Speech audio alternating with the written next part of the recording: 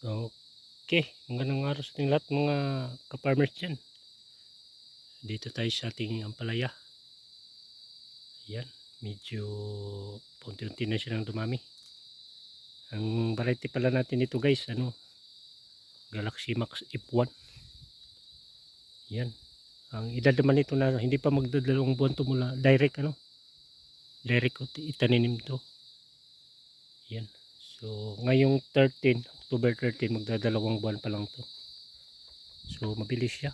So nakapag-harvest na tayo dito ng 50 kilos. So yung pangalawa yun kasi nang simula medyo maliit sila sa baba pa lang. So ngayon medyo paunti-unti na sila. So ang area pa namin dito guys, mabato. Yan pero kahit mabato medyo okay naman yung ampalaya. So yan, sana pa tayo dito dami. 200 tayo sa harvest. Bawi na tayo sa puhunan natin. Yan. So in-apply pala natin dito guys, complete lang na abono. So tapos watering. Yan medyo malaki. Harvest tayo siguro sa susunod na araw. Yan, medyo parami na sila. So ayun. Medyo paano na sila. Kaya yung ko. So every 3 days ako apply ng spray dito kasi baka para mapuksat talaga yung fruit fly. Para maiwasan natin yung pagka damage ng ating ampalaya. So bakapan din natin ito sa tawag nito, yung super net. Hindi pa dumating kasi kailangan mag-back up tayo nito sa gilid kasi para mapuksa talaga yung para hindi talaga sila makapasok dito sa loob.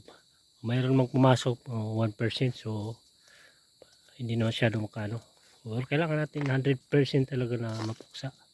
Pero hindi naman yan maiwasan talaga, may na pa isa-isa kaysa hindi ka gumamit ng so kalahati yung damage mo, baka kaunti na lang yung ma-harvest mo sa pananim mo. Kaya kailangan gumamit ka ng pamatay piste. Kaya kailangan every 3 days talaga. So yan, pa-share ko muna kayo dito guys.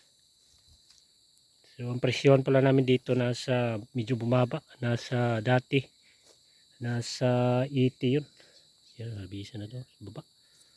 Nasa 70 to 90 ang kilo dati. Ngayon nasa marami kasi yung tanim, 60, 50, 70 ganun. Kasi daming pero okay pa din na presyon yan. Sana tayo kasi dadaanan pala to ng bagyo guys, yung upong. Akala ko bumagsak to. Buti na matibay yung natin kasi net kasi to. So kapit na kapit sila. Nalala ko noon kasi baka hindi pa tayo nagka-harvest baka madami. So mabuti na lang medyo akala ko bumigay kasi ang lakas ng hangin dito sa amin. Salamat pa rin tayo sa Panginoon na hindi ko nasira. So ayan, medyo parami-rami na. Yan guys. So kayo dyan, sa mga dyan, mga baguhan, magtanim na kayo. Magandang dito. Sipag at syaga lang ang puhunan para makapag-harvest ka ng marami. Ayan. Sige guys, maraming salamat sa inyong panonood. At huwag kalimutan mag-subscribe sa ating channel. Maraming salamat.